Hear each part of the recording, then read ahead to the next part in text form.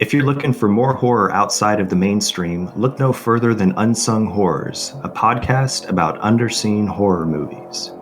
I'm Lance. And I'm Erica. Every other week, we'll cover a horror movie with fewer than 1,000 views on Letterboxd. We'll even give you double feature recommendations to pair with the movies we discuss. From gothic to shot on video, from slashers to comedies, from giallo to J-horror, we'll cover all the subgenres. So join us as we unearth these hidden gems of horror. Follow us on Instagram, Twitter, and Facebook, all at Unsung Horrors, available wherever you listen to podcasts. And part of the Someone's Favorite Productions podcast network.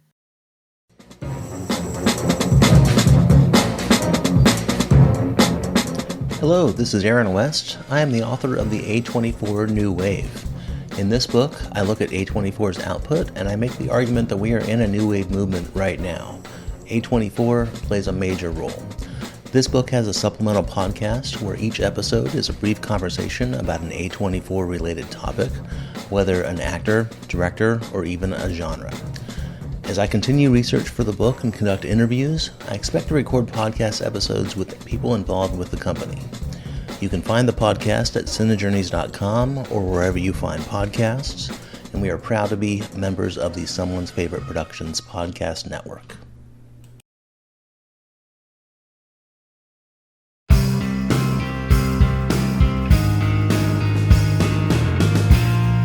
Weirding Way Media.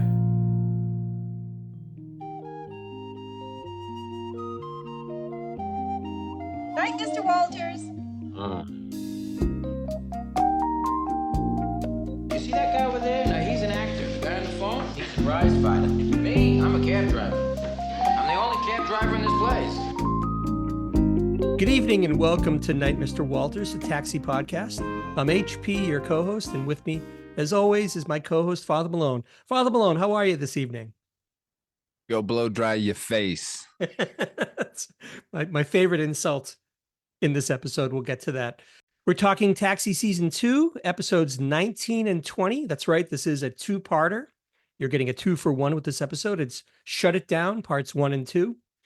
This is interesting, Father Malone. This one is credited to, it's a story by Mark Jacobson and Michael Tolkien, and teleplay by Howard Gewirtz and Ian Praiser, directed by James Burrows.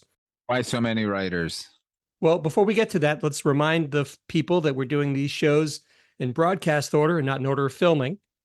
Now, eagle-eared listeners to this podcast might recall that Mark Jacobson wrote the original article that this show was based on, Night Shifting for the Hip Fleet, right? He had this idea for this particular story, but not being a scriptwriter, he enlisted his friend Michael Tolkien to lend him a hand.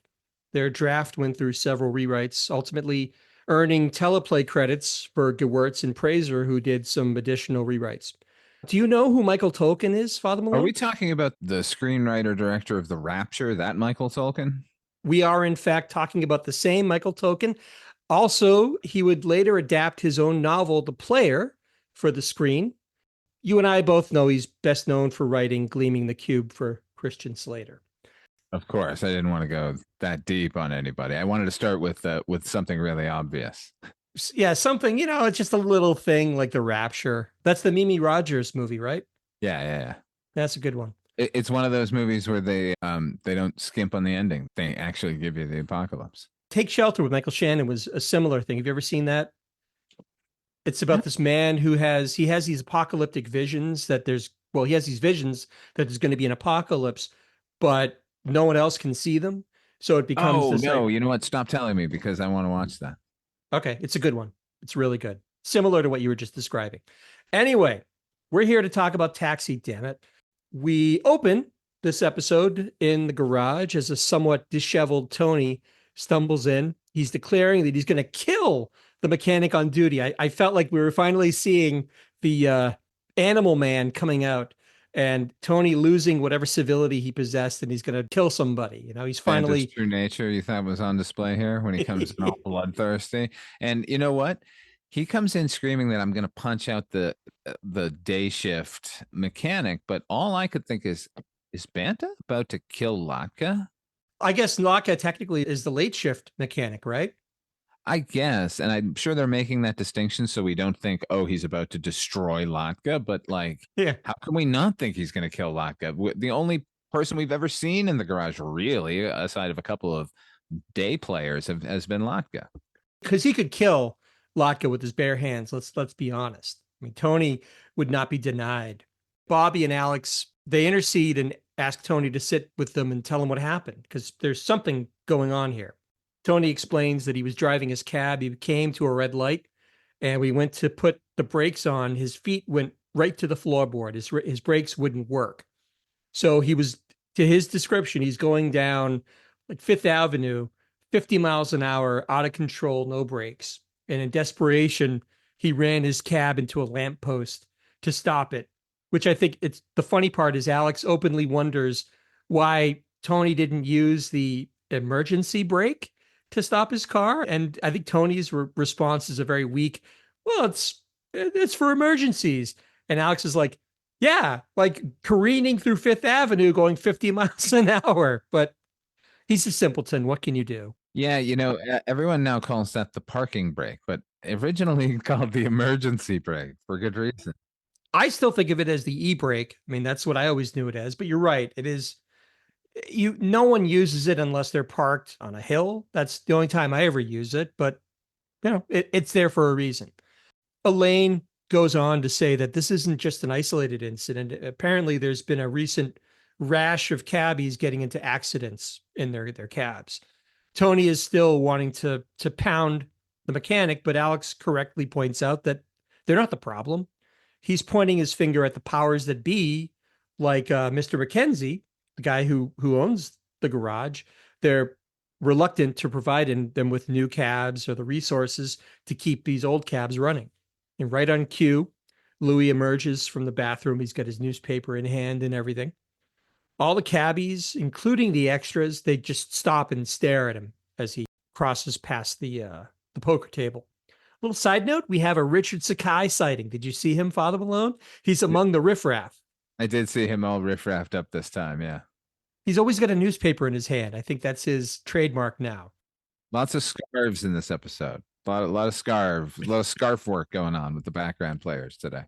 Well, this is one of those episodes where they go to great lengths to make it seem really, really cold, as we'll talk about. You'll see a lot of there's a few moments where like Bobby has to come in from the cold and for reasons we'll get to, and he's really overselling it, like rubbing his hands together, going ooh, it's cold. So that's why you're seeing all these scarves and gloves and things.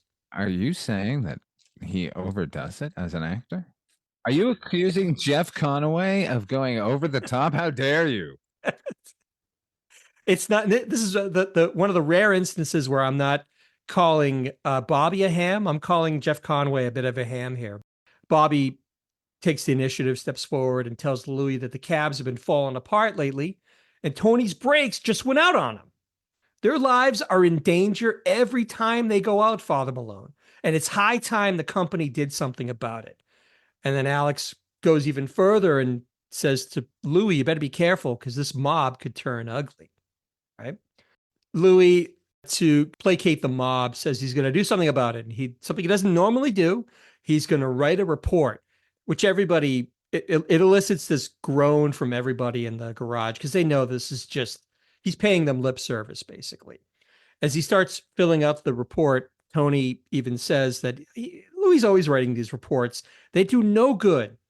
And Louie says he's going to go even further, Father Malone, and he's going to issue drive defensively stickers, which is funny to me because I remember that being a big, big deal when we were kids. You remember that? Oh, yeah. I'm not even sure if that's still taught as a way of driving. I haven't heard about it in 40 fucking years, so probably not. That only elicits more groans because they know that this is going to do nothing to solve the problem. Bobby, in fact, blocks Louie's retreat into his cage, and he's insisting now that Louie's got to do something about it. And this is where Louie gives Bobby the great insult that you let off the top with, which is go blow dry your face. And what ensues is a cartoonish chase around the garage where everybody... Little Keystone Cops. Oh, where'd he go? I think he's over here. He's got to be behind this box, I think, fellas. Where'd he go? It should have been undercranked just to make it seem a little bit Hard Day's Night. And But sepia. right. But Louie scurries around. He goes up the steps to escape the mob. And he actually goes, like, Alex follows him, and Alex even exclaims, "Hey, there's a secret passage here." By the way, the ADR line, "There's a secret passage here," to explain to the audience what was going on. Give me a fucking break. That was a bit much. Oh, we were, thank God that they threw that in, or else we wouldn't have been able to follow the action. When I watched this as a kid, I remember, because what happens is Louis disappears from the second floor to emerge from the first floor. He comes out basically through the bathroom door. So the idea is that Louis is privy to all these little nooks and crannies and escape routes throughout the garage. Of course, now I know that this is just one big stage. So he probably just walked down a set of stairs that are obscured by the set and just emerged from the bathroom door. But as a kid, I thought, wow, this is kind of cool. There's all these secrets in the garage that only Louis knows about. And he even says that. I think he even says to the mob, like, "You made me give up one of my secrets, but there's plenty more where that comes from." So you Like get this. Gollum. Right. He goes through this escape hatch and he escapes to the relative safety of his cage. Which we know would actually afford nothing, because we've seen Rieger rip that cage open. If they really wanted Louis De Palma right now, they could get him. That was, at least in the heat of the moment, an enraged beyond all reason Rieger. I'm just saying, they're all acting like, oh, now he's in the cage, now he's safe. Like, that cage is in no way secure. This isn't Danny Noonan behind that very secure door at the caddy shack.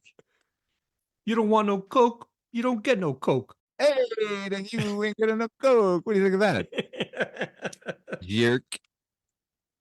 "What's that sign say? No bare feet." "What's that sign say? No fighting." "Well, what's it mean?" "No fighting." Sure you don't need me for anything else, Lou?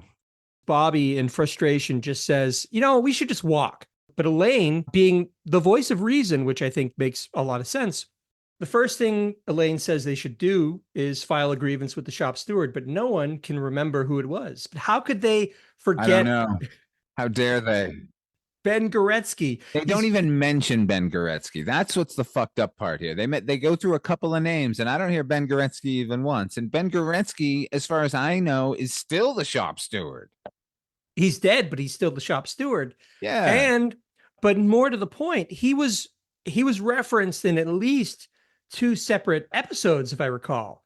So it's not like, this was a gimmick that had legs that they continued through a couple of episodes. I don't know why they didn't mention Ben Goretzky. It was clearly it was a missed opportunity, in my opinion. They go through a couple of names, neither of which are Ben Goretzky. So they need to elect a new shop steward. Tony nominates himself, to Bobby's skeptical response, because ordinarily I don't agree with you with your assessment of Banta. But something about this episode really rubbed me the wrong way about that prick. And as soon as he first of all, he came in angry and he was going to punch out one of the mechanics as if that was going to help anybody. And it was potentially going to be Laka. And then now on top of that, with this dopey grin on his face, he's like, "Well, you should make me the boss around." Get out of here, Banta. Sit down. You're punchy. The whole point of him being the shop steward is that because he insists that he's the one who's been wronged. He had the accident with his cab.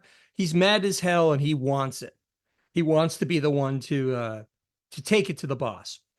Alex admires his gumption and seconds his nomination, which naturally passes unanimously among the rest of the cabbies. Tony marches over to Louie's cage. He's full of piss and vinegar, but then Louie just proceeds to butter him up. He invites him into the cage. He plies him with compliments, and he gives him an invitation to this place called the Tide Pool Restaurant, which we're going to see more of later on. And before Tony knows it, he's walking out of the cage, having done nothing to actually resolve the issue with the broken calves, with the busted calves. So he's been rendered ineffectual immediately. He sold out for a dinner. Louie dances all over him. Tony Banta sold out his union brothers and sisters for a potential meal? No. It's either a credit to Louie's powers of persuasion or to Tony's. Tony is not smart. No, and this is proof positive right here. Elaine realizes that Tony's been bamboozled by Louie. She calls for a recall election, which is unanimously agreed upon by the rest of the garage. Out of frustration, Bobby still insists that they walk until the cabs are fixed. Elaine calls everybody back, pointing out that walking is only going to give the company the excuse they need to fire everybody. I love Elaine in this episode. She's fiery. She really seems to have a clear idea of how to get this thing moving. And through the proper channels. Like, yeah, you all want to walk, and we're gonna, but we're gonna do it right. Even Rieger, I would expect to be more logical. You would figure that he being the one that everybody goes to for their problems would be the natural person to spearhead this whole effort, but he's more than happy to let. Yeah, he clearly doesn't want it. That he's just so like, yeah, give it to Tony. Why would anyone ever say yes, give it to Tony? As we're gonna see, Alex Rieger is at a real fallow point in his life. He's feeling kind of low and unchallenged as a human. So I don't think he wants to take up the mantle of the hero of the Sunshine Cab Company. Pretty much, but I do like. You're kind of implying a little bit that Alex is doesn't figure particularly well in this episode, but I'm going to actually challenge that. We'll talk about it momentarily, but I like Alex in this episode, despite the fact that he's not motivated. You misunderstand me. I'm projecting into the future where he reinvigorates himself. I'm saying right now, at this point in his life, he's like, I'm not feeling great about myself. And the last thing I need is to have to fucking deal with either Louie De Palma or the bigger boss for these idiots who are all going to be screaming and crying. Fuck this. Sure. No, it makes perfect sense to me. Elaine's fiery declaration motivates Bobby to nominate her for shop steward, which at first she refuses, like anyone logically would, because she doesn't, she wants to help affect some change, but she doesn't want it any more than Alex wants it. She's just like, I don't really want it. But eventually Elaine relents and she accepts their nomination. And her first action as acting shop steward is she doesn't want to talk to Louie. She wants to go straight upstairs to the boss, Mr. Mackenzie. She comes down a few minutes later in a bit of a huff. She says that Mackenzie didn't take her demands seriously, so Elaine sees no choice but to go on strike. To which they all march out shouting, "Shut it down, shut it down." Louie, watching this happen, is incredulous. He wonders sarcastically, where are they going to find people to drive these cabs? And at that exact moment, this... Oh, how coincidental. Now, here's my question to you, HP, before we get to this hilarious bit. Was it the first duo of writers who came up with this, or was it the actual Taxi writers who came up with this? I'm going to hope that it's original Taxi writer Mark Jacobson and Michael Tolkien who contributed this bit of vaudeville fucking Deus Ex Machina bullshit. This does seem a little hacky. I do like how they follow it up, though, but this initial bit is sort of corny. At the moment that Louie is proclaiming, where am I going to find cabbies? This kid walks in delivering newspapers. He can't be more than like 13 or 14 years old. And of course, Louie hires him on the spot to drive a cab as we fade to black. It's silly because that would never happen in real life. I mean, he's not going to give this kid who probably doesn't even have his own license yet. That kid wouldn't have walked into the building to sell newspapers. What the fuck was that? Get your paper, mister. We fade back in on an awesome aerial shot of New York, including the World Trade Center. It's really, really cool. We don't see aerial shots like this very often in Taxi. Usually it's ground level stuff. This was pretty cool. We cut into the garage where Louie is handing out assignments to the 5 or so random guys milling about. Now, in addition to the paper boy that we just talked about from earlier, my favorite part in this is that every other cabbie is this elderly guy. Like there's 4 or 5 like old men just sitting around waiting for their assignments. One of them he calls, and the guy, it's almost as if he's not even acting. He just has this faraway look in his eyes, like he doesn't even know where he is or what he's doing. And Louie, all I kept thinking about that particular actor was, I'll bet that guy got together in 1945 with the veterans returning home, and they all talked about what it was like to fight in a world war, because he no doubt fought in the first. WW1. For sure. It's just something about the display of all these old men who are showing no emotion. They all look maybe even a little bit embittered, tired. They're a cast of a Tom Waits song. Perfect. This is the crew that Louie has hired as scabs while the cabbies are picketing. That I thought it was great. It's a great rebound from the corny joke about the kids selling newspapers. I thought it was awesome. After sending these old guys out to drive the cabs, Bobby hustles in to get coffee for the rest of the picketers. This is where he comes in, rubbing his hands furiously. I'm so cold. So he comes in, he gets coffee for the rest of the picketers. Of course, like I said, his body language is indicating how cold it is outside. Louie proceeds to taunt Bobby with an acting related message that Louie failed to this is rough, actually. I gotta say, this is mean. I mean, even if it's not real, it's really mean. What happens is that he says, Bobby, I got a message for you from your agent. You know, such and such wants you to come in to read for this movie. And Bobby's like, what? Really? What? When? And Louis says, it was yesterday. I didn't give you the message because you were picketing. So, of course, Bobby is completely crestfallen about this. It's really cruel on Louis's part, to your point, even if it's not genuine, which I think it is genuine.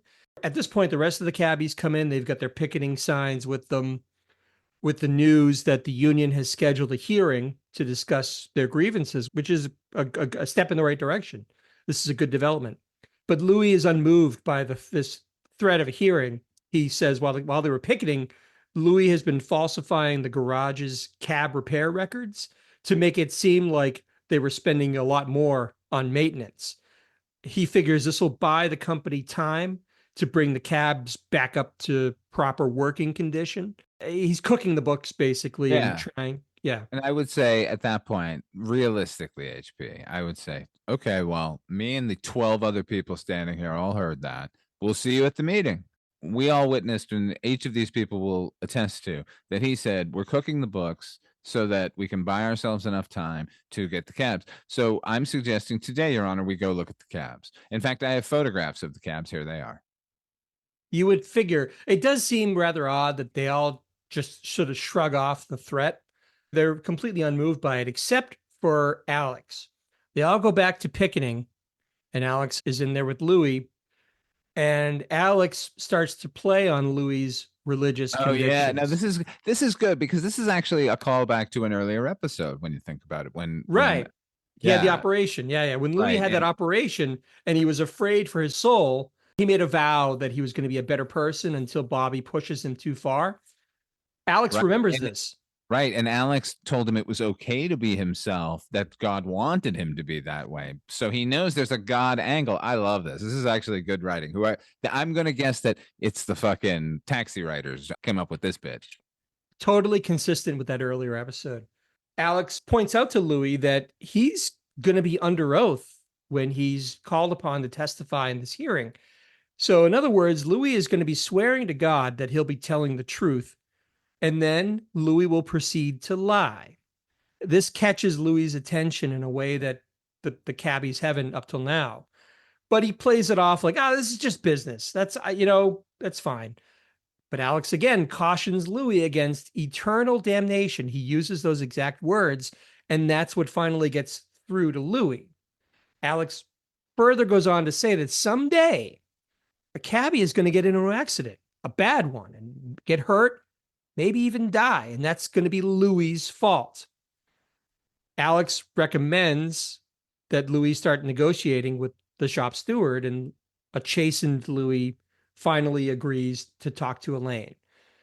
Elaine comes in to talk to Louie, and he asks her what her demands are. And it's to her credit, she's got a whole litany of things all worked out. She wants all the cabs that were in service for more than 5 years to be retired, which seems actually kind of extreme, Father Malone, I think. I think so too. I think it should be a case-by-case basis.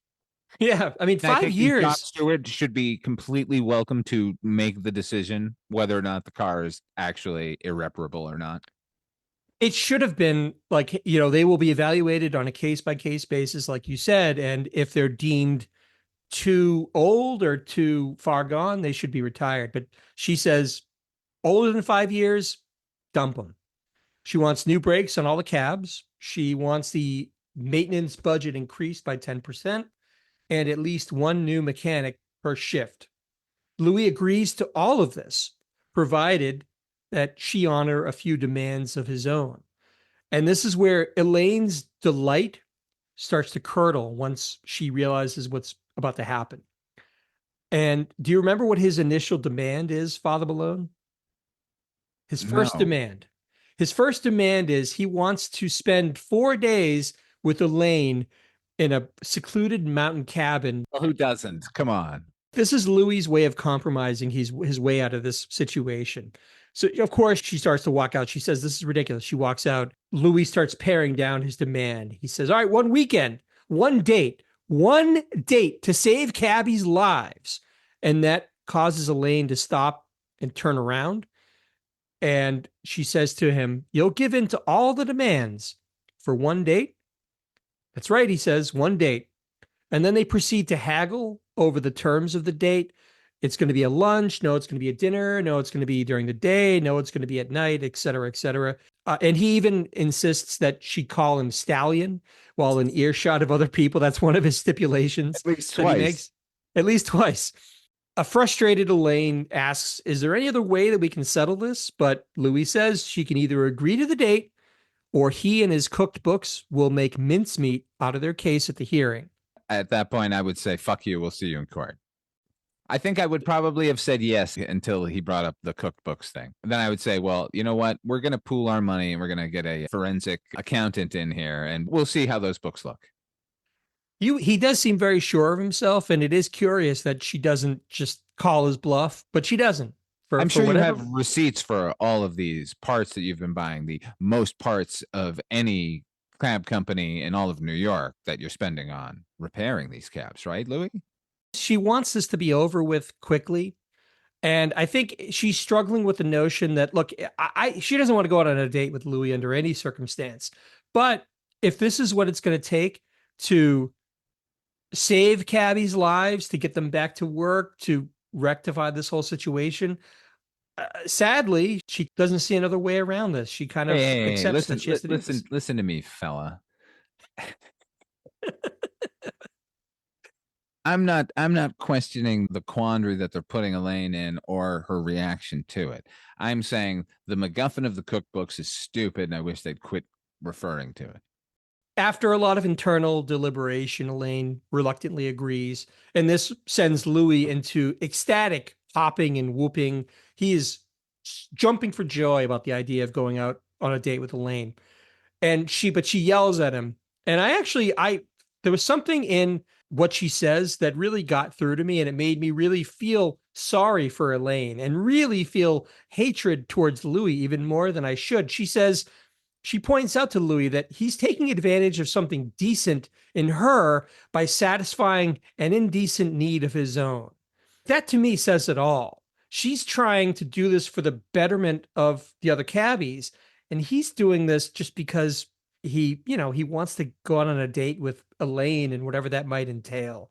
That just makes him seem like such a monster. Well, yeah, this whole fucking scenario is terrible. We're playing it for laughs, but it is a huge fucking problem. We shouldn't have to say this, but obviously we're not condoning what Louie has coerced Elaine into doing. It's awful and it shouldn't happen.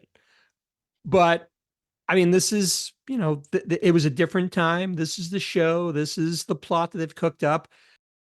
She lays all this on him and says, well, how does this make you feel to be doing this to me? And I think his response is something like, it makes me horny as all get out. And that's what we fade out. That's part one is concluded of this 2-part episode. That's the title of my autobiography. Horny as all get out. Yeah. Part 2 commences with a tracking shot of the empty garage. Cabbies file in as a jubilant Louie welcomes them back while they're coming back to work, and Louie is welcoming them in. He's whistling. He's bopping around the garage. He seems thrilled. Bobby again cautions Louie against premature celebration, but Louie says there's no chance the negotiations fall through. He's not going to give him any details on the concessions, but he feels pretty confident that things are going to work out. I like a suspicious Rieger. I love a suspicious Rieger. And you know how he's suspicious because he's got on his suspicious jacket here. This weirdo corduroy thing with this giant fucking Batman collar and this belt that could choke a fucking rhinoceros. We've seen this in a couple of episodes. We'll see it in a few more. There's something that's nagging at Rieger's perception of what's going on. There's something nagging at his mind.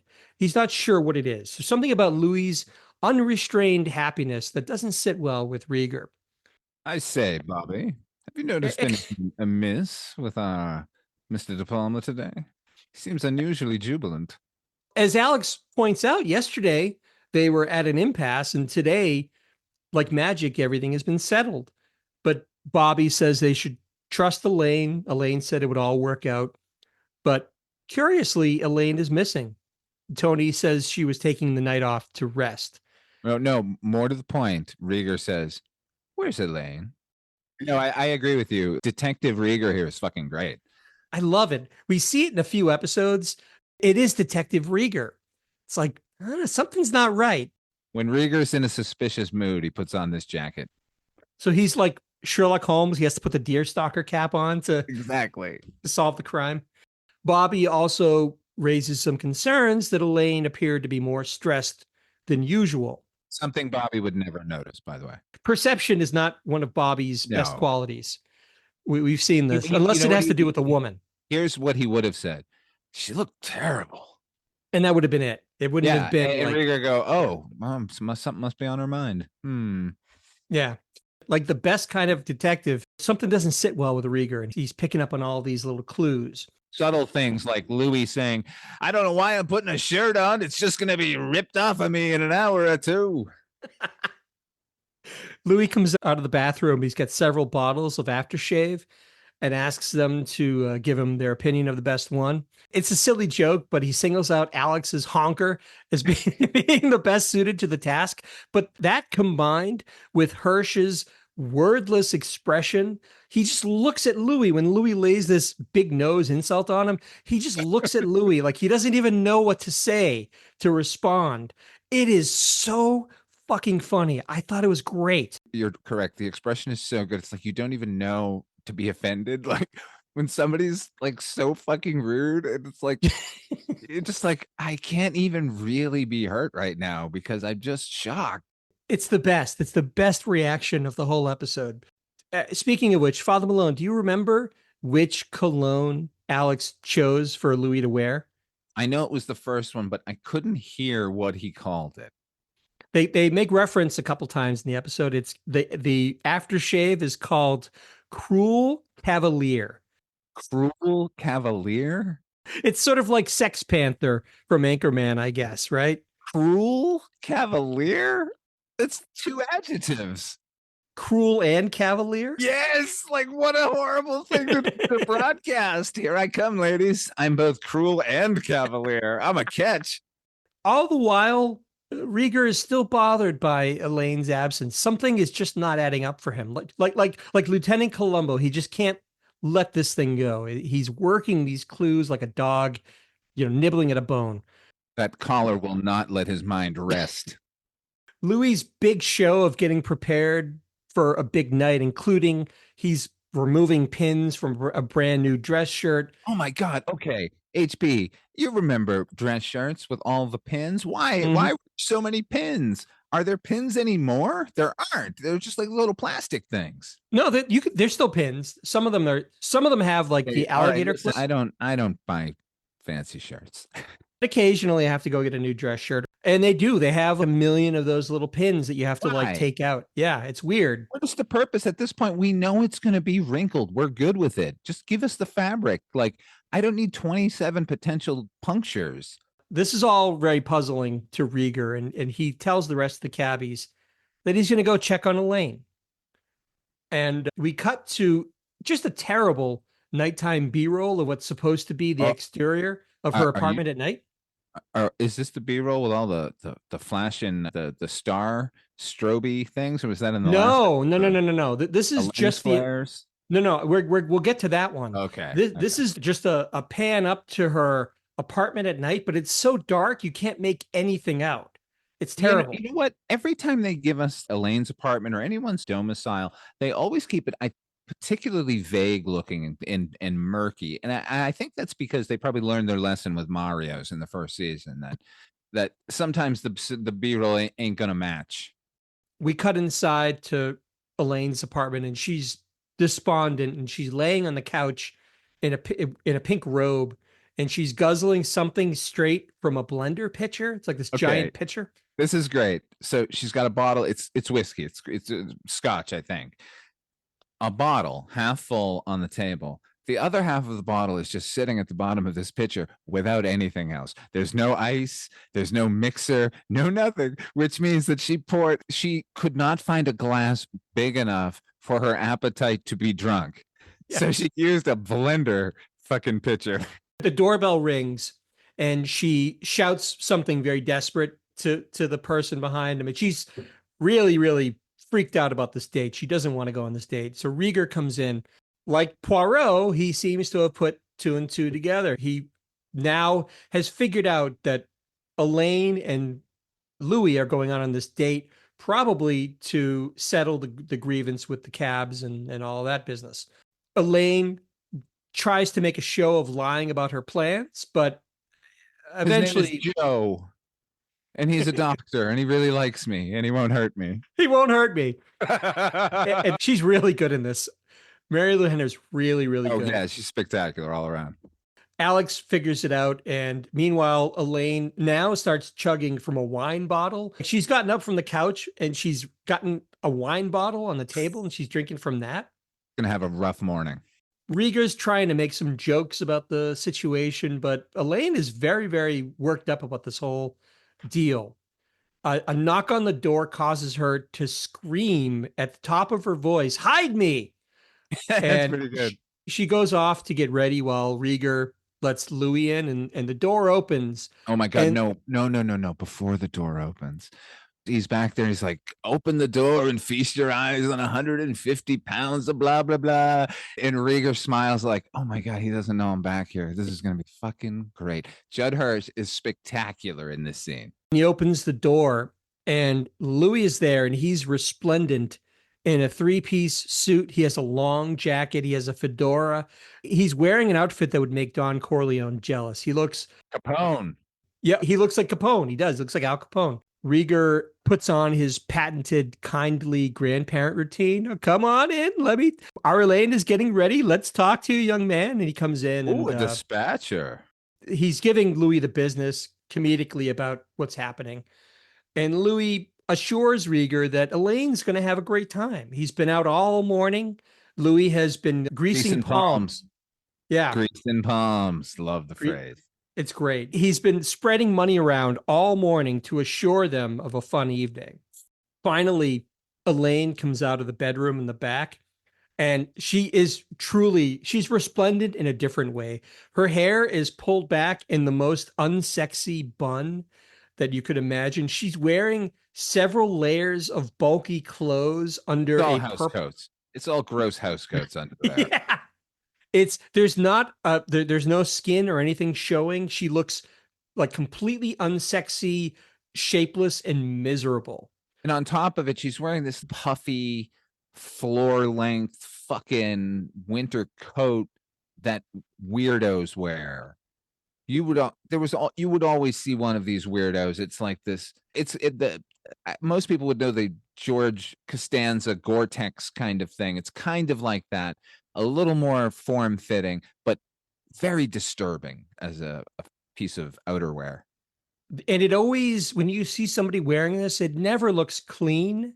It always looks like it's just sort of dingy and grimy. And if you look closely, like they've been wiping their nose on their sleeve, it looks disgusting. We've all seen people wearing there these are kinds salt of stains along the bottom of it from the snow, from the salt. From walking. Walking in the snow. Yeah. Rieger goes to leave, but not before cautioning Louie. He goes right up to Louie and he says, listen, Louie, you try anything with Elaine and I'll kill you. He doesn't mince words. He says, I will kill you, to which Louie replies, it'll take the coroner a week to pry the smile off my face, Rieger. Okay. HP, let's talk about this episode for a second, Yeah. shall we? Let's talk about the implication of this episode. Yeah, let's take a step back for a second, because the way I see it, or the way they've set it up, is that this is a date, right? This is not a sexual favor thing. Do you think that the writers are using the date as a metaphor for sex? Or is this actually what we're given? He's saying, I at least want... Was Louie looking for the chance to woo her in a traditional way, and this was his only way of doing it, knowing he couldn't have sex with her? Putting aside the fact that Louie a couple of times does do a little bit of grab ass and tries to kiss her at one point, let's put aside that for a minute. Yeah. I do believe that he is genuinely trying to show her a good time. He's been working very hard to arrange the date in such a way that there'll be no rough spots, that everybody's going to have a good time, that everyone's going to be happy. They're going to go to this restaurant and have a lot of fun. I think from what I'm basing my impression on, I think he just wanted to show her a good time, in the sense that she was going to enjoy herself. Right. Okay. So you think, as well as I do, because I believe this, that this is all the date is the thing. There was not an implication that she had to have sex with him at all, right? There's no Correct. coercion towards sexual congress between the two of them. Agreed. I Okay. agree. Now, having said that, Elaine is acting like a fucking lunatic. And they do call her to task on that a little bit, as we'll see during the course of this. They do sort of by the end, but if this were a situation where she was going to have sex with him, then seeing her laying on the couch with the half-empty bottle and the pitcher full of booze, like, that makes sense to me. HP, are you a fan of the television series Mad Men by any chance? I never watched it, to be honest. At one point, the lead characters have broken off and formed their own ad agency, and they have a chance to get Jaguar, which would put them nationally on the map. But they first have to square it with all the Jaguar dealers. If the Jaguar dealers aren't going to play ball with their agency, then they're dead in the water. And the main guy who controls all of the Jaguar dealerships wants one thing, and that's to have sex with Joan Holloway, played by Christina Hendricks, another statuesque redhead, right? Mm-hmm. And so she does it on the show. She has sex with the guy with the stipulation that she becomes a partner in the ad agency. So I'm not saying that anything like that's going on this show, but that was fully on my mind while I'm rewatching Taxi now. Because of the way that Elaine is acting, I assumed that there was some other ulterior motive going on, instead of what was effectively just Louie trying to show her the best time possible so that she would want to have sex with him. Well, maybe it's a case where she couldn't necessarily give Louie the benefit of the doubt, because for all she knows, he just wants to have sex with her, and he's going to put her in a position where she's going to have to do something she doesn't want to do. But we have the benefit of having seen Louie in a lot of other different scenarios that Elaine isn't privy to. So we know that there is a soul underneath the monster to a degree. But I guess if she's taking Louie at face value for what she knows about him, maybe she is worried that he's going to really take advantage of her. But I just don't, that still doesn't make any sense, because she knows she has support from Alex and all the other cabbies. It's not like he's going to get away with anything if he tries to do something with her. She's very over the top. After Alex leaves, just as they're about to leave, she asks to call her kids who are the babysitter. Okay, this is what I'm talking about exactly. Like, I thought she was being over the top, just like, I don't want to go on a date with Louie, but this, yeah, she calls her kids, and she is literally in tears, begging her kids on the phone to remember their mother as she was, despite what they might hear about her later. As if she's about to go have sex with this horrible person and word's going to get out. Right. Or it's like she's being held hostage, and she is so desperate and worried about what's going to happen to her, that she has to talk to a loved one or what have you. Having said that, as they're walking out, Louie does grab her ass. So he's not totally blameless in this whole thing. I mean, he's still. He grabbed a handful of foamy fucking like outerwear. He got nothing. She couldn't feel a thing. Styrofoam, basically. He copped a styrofoam feel. We fade out and we fade back in. It's the interior of a Polynesian restaurant. They're in the tide pool at the place that Louie mentioned in the first part of this episode. The notion of a Polynesian restaurant, I think this is like an East Coast thing. 100,000%. As someone who's been living on the West Coast for the past 25 years, let me tell you something. They don't know Polynesian here. When you think of a Polynesian restaurant, Kowloon, exactly. Kowloon restaurant. For those of you who don't live in Massachusetts, it's on Route 1 in Saugus. It is a massive Polynesian restaurant. It's a landmark. It may be the largest Asian restaurant on the East Coast. I go every single time I go to Boston. I will go to Kowloon.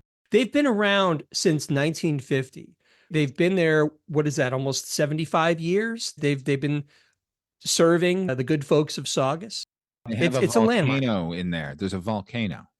There's a volcano. Some of the tables are actually situated on a mock boat that you can eat on, a ship, the SS Kowloon. And there's water. Like you got to step off the dock to get onto that fucking boat, man.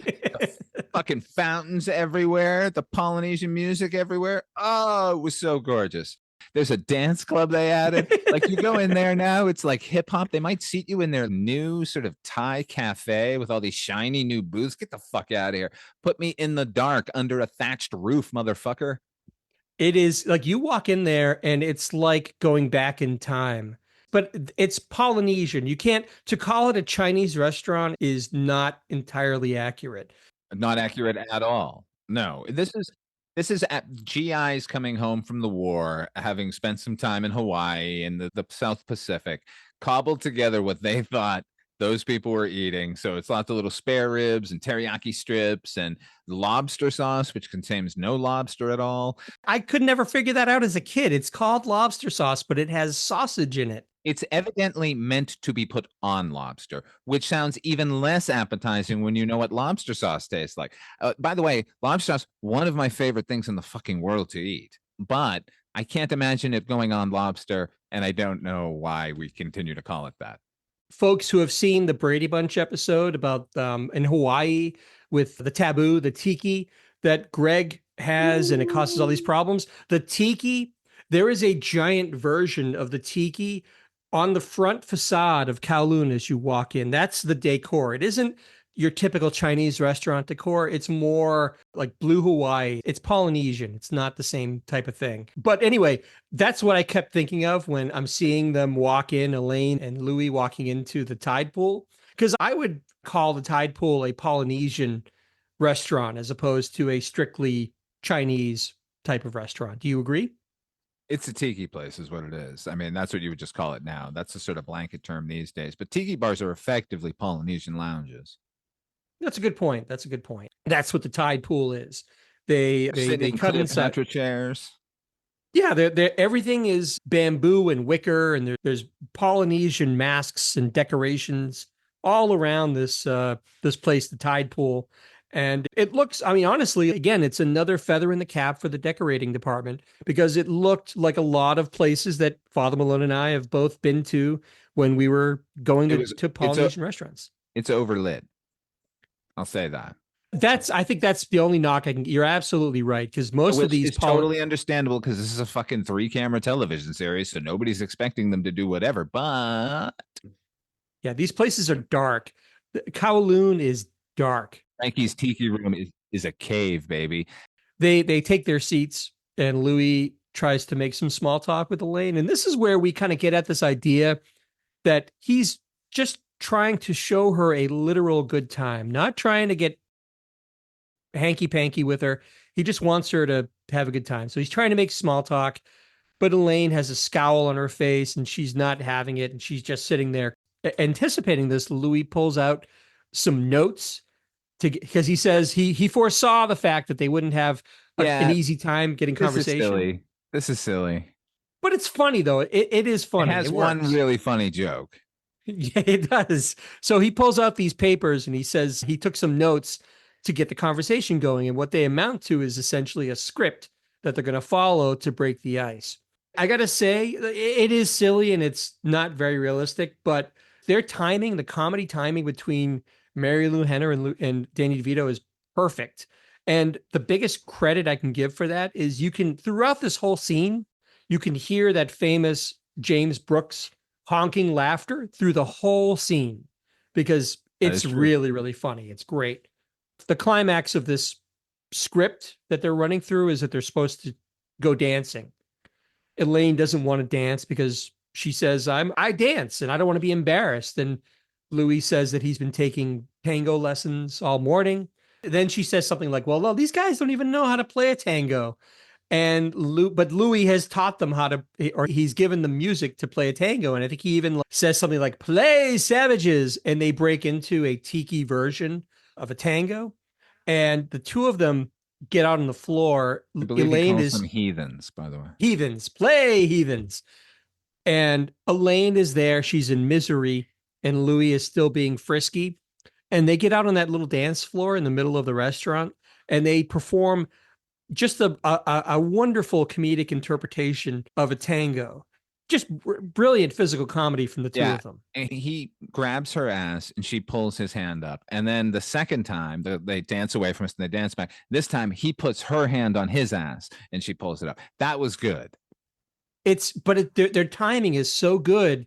And it's just great physical comedy in the middle of this, this mock-up of a Polynesian restaurant. HP, did you happen to catch the name of their waiter? So he orders the drinks and he calls the guy Fritz. And then the guy brings the drinks to the table, the two monsoons. And Louis goes, thank you, Edmundo. Okay. You didn't notice that? No, so he's just calling him whatever. Yeah, he's just whatever. But to Louis's earlier point, he's been throwing money around all morning.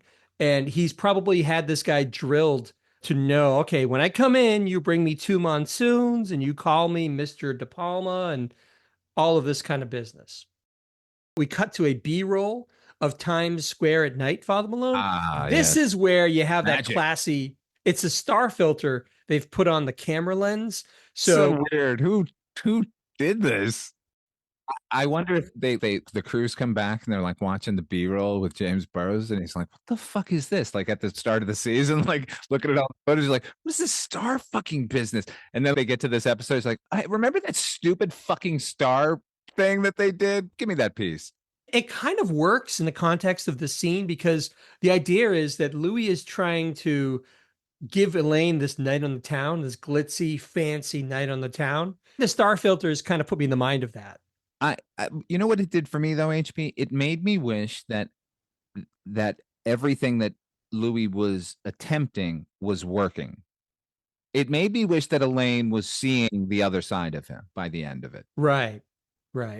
Not him guilting her, which is what we're about to get, but her actually going like, Jesus, he really is trying and he is being charming. He does put the full court press on her and tries to work the sensitivity angle a little too hard, but I think that's part of the scene. So we cut to Louis and Elaine walking down the hall to her apartment. He's in mid-joke. He's laughing. He's trying to jolly her up a little bit, but now Elaine is still wearing this ridiculous outfit, and she just is disheveled. She looks miserable. She just wants the night to be over. And apparently has drunk 6 of those monsoons. Yeah. He says that was a record. Yeah. Which when initially told about in the previous episode, part 1, when he was describing it to Tony, he's like, you won't be able to see for 3 days on one. He wants a nightcap from Elaine, and she says, no, I just want the night to be over, and I just want to burn my clothes and go to bed. And what Louis finally says to her is that he was looking forward to this all day. He wanted to take a woman out for a night on the town. And he does this move where he walks away anticipating that she's going to say, wait, but she never says it. And you can see it on his face. Like he's kind of like, what? This was the point at which he was going to say, wait. There's no wait, Louie? Right. He says that. And then he turns back around a few times and he continues on this sort of vein of, look, I wanted to show you a good time, but I guess I'm not good enough for you, or something to that effect. Right. So they go back and forth a few more times. Finally, she does give him the wait. She does admit that she did almost enjoy the dancing. And she says, ultimately, thank you for an okay night. And he convinces her to finally give him a little goodnight peck on the cheek, which is a classic Louie move. He's like, I won't move. I'm going to sit here. I'll close my eyes. Just give me a peck. But right as she comes in to give him a peck on the cheek, what does he do? He turns his head so that he's kissing her full on the lips. He swivels. Man. You know how many times I used that move, HP? But I guarantee he didn't do the next move, which he does the swivel. He grabs her forcibly, and they end up rolling around on the ground where his mouth is now pressed up to hers, and she's begging to be let go, but she can't talk because they're lip locked at that point. And this is really where Louie's sensitive routine, all the air goes out of it, right? Because he's been exposed for really being the pig that he is. She extricates herself from this rolling around business. She runs into her apartment and locks the door, and that's it. You're half right. What? I have gone further, but it hasn't been someone squirming away from me. We have rolled around, but there was never a moment where it was like, get the fuck off of me, help. You were rolling, but it was a consensual rolling around. Consensual right? roll. Whereas in this case, there's nothing consensual. You know, my sushi house, they just put that on the menu, the consensual roll. A little bland. The interesting thing is, so it's awful, right? No one should have themselves forced upon by another guy or whatever. Especially the penguin. Right. But I do have to say they do put a little bit of a sweet button on the scene, which I think kind of works, where you tell.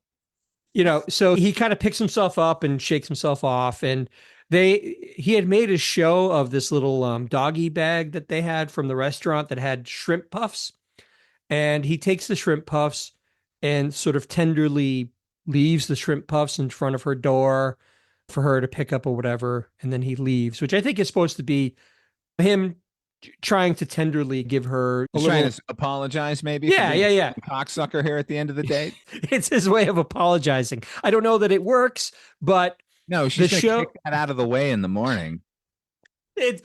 She's not going to know that it's there at a minimum, and it's going to be spoiled by the time, because it's shrimp. You're going to leave shrimp out all night. It's going to be disgusting.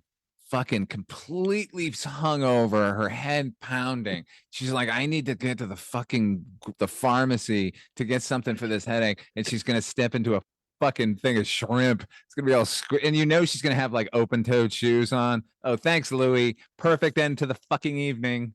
No, the smell, because it's gonna be shrimp that's been sitting out for hours. Feral cats are roaming the hallways. So that's the episode. Let's shut it down. Part 2. Shut it down. Donkey. And this is the point in the show where we talk about yellow lights. What does a yellow light mean? So to remind you, we're scoring this on a scale of 1 to 5 yellow lights.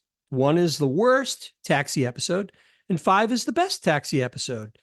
Father Malone, as is our custom, we're going to throw it to you first. What do you give Shut It Down parts 1 and 2? I'm going to say 3 yellow lights. I think that sounds about fair, because there's a lot of stupidity between both episodes. There's newspaper boys walking in to make a joke. There's the overall rapiness of the scenario. There's lots of little comedic business that the show is better than, particularly when they're dealing with an episode like this.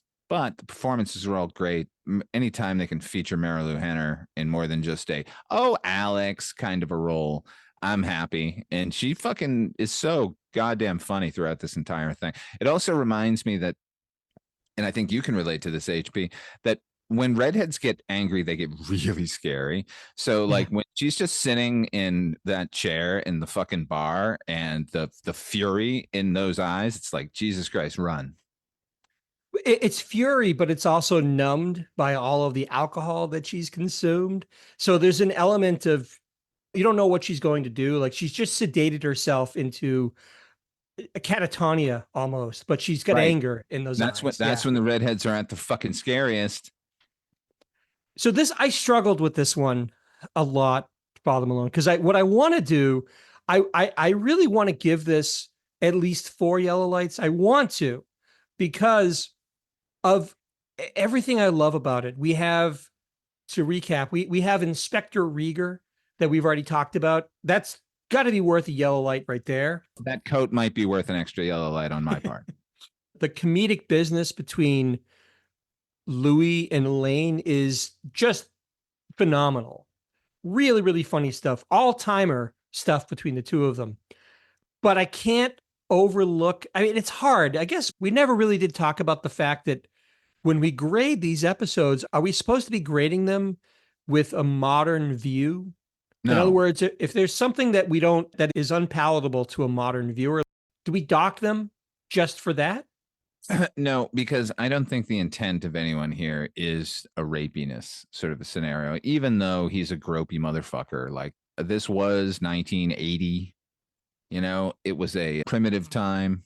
We were living like cavemen back then. I was tethered to the wall when I needed to talk on the telephone. These were dark times. If we accept the premise that a favorable rating is in no way condoning some of the things that happen in the episode, if we're dealing just strictly on the humor and the elements that make it a classic episode, I guess I'm going to give it 4 yellow lights. I have to stand by that. That's my gut.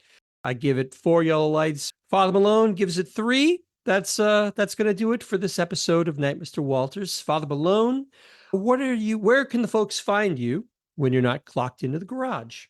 You can find me over at Midnight Viewing, the horror anthology podcast, which is it's on twice a week, Mondays and Fridays, or Sundays and Thursdays, depending on when I finish things. So go check that out. I say this every week, but the weekly roundup is my favorite of the podcasts that Father Malone, and he produces an awful lot of content, a lot, and it's all quality, but it's my favorite. Don't forget also, Father Malone, you have a Patreon, do you not? Oh, yeah. Patreon.com/Father Malone, where HP and I do a Patreon only subscriber show called Cable Box Theater, where we take a look at Broadway shows that were put on videotape for cable networks in their early days, the 70s and 80s, when they didn't know what the fuck they were doing. So check that out and give. He works hard for the money, so hard for the money, and he's worth it. So for myself, you can find me also on the Weirding Way Network. I have picked up the reins on a podcast called Noise Junkies, which has been a lot of fun. Some new episodes on that. Check that out. I am an occasional guest on the Culture Cast with Chris Dashew as well. I have a Bandcamp site, hpmusicplace.bandcamp.com. Very, very close to an actual new release. Stay tuned for that. Thank you so much for listening. Please feel free to subscribe to this podcast, write a review, or rate us. We'd love to hear from you in any way you see fit.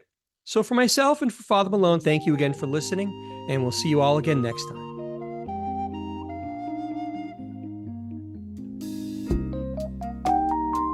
Night, Mr. Walters.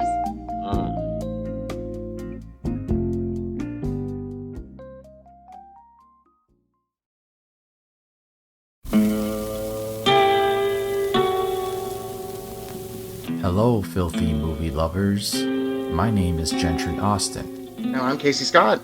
And we're the hosts of the Sin Syndicate, film podcast for something weirdos, anti-criterion bros, and Joseph Sarno aficionados. Join us semi-weekly as we peer into the adults-only theaters and sticky-floored cinemas of the golden age of sexploitation, when the morals were loose, the laws were murky, and the intercourse was all simulated. Find us now on the Someone's Favorite Productions podcast network.